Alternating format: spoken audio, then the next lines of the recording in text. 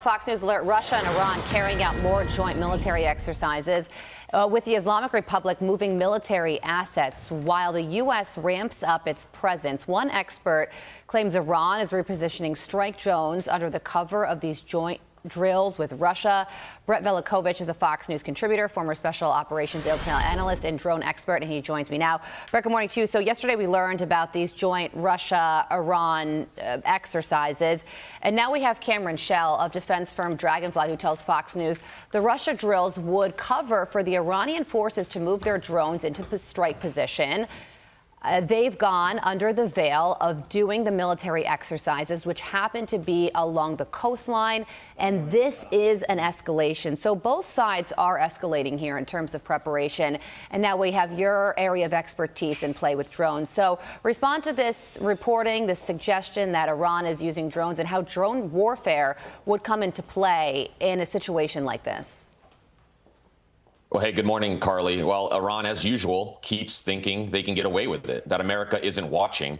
And this posturing for war, I think, is a major mistake on behalf of the Iranians. The history shows it only ends badly for them. Between us and the Israelis, we have a lot of intelligence information on them. They like to hide their drone operations under this guise of exercises, but yet we're almost, flying ours in broad daylight. And I think that's the difference between a regime pretending to project strength and a real military that actually has it. What we're seeing right now, it's not just this routine military maneuvering. It's a chess match in the air. Iran's repositioning strike drones under the cover of these drills with Russia. And that tells me two things immediately. First, they still don't want transparency. And second, they're testing this battle positioning under plausible deniability. And by the way, let's not forget that this is exactly what Russia did before they went to war in Ukraine. They lied to the world, and they even, with their own soldiers saying they were conducting military drills, they went across the border and conducted operations. And look, I spent a lot of time working with U.S. MQ-1s and MQ-9 Reapers. When the U.S. MQ-9 Reaper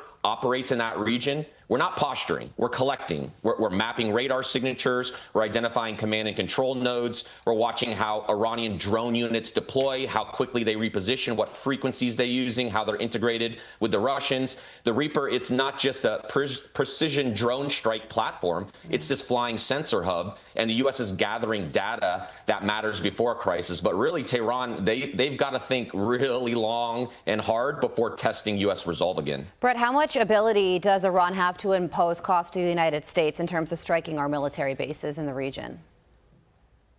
Well, I tell you, they've learned a lot from the Ukraine war. I spent a lot of time on the ground there. I can tell you drone warfare is relentless. It's this constant adaptation. It's electronic warfare layered over kinetic strikes, layered over cyber operations. Iran has been watching that. They've learned a lot from Russia.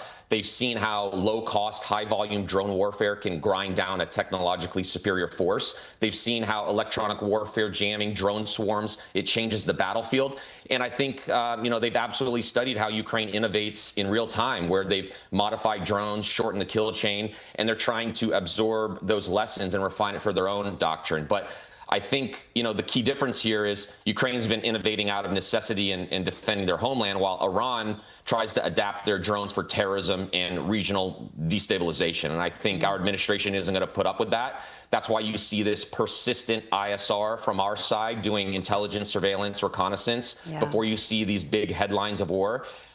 Because the bottom line is we shouldn't wait for drones to be launched at our assets. We have to watch, learn, and then sort of prepare these counterattacks. Well, the president has given a deadline of about 10 days, so this is certainly something that we will be watching on the top of the list. Brett, thank you so much for joining us this morning.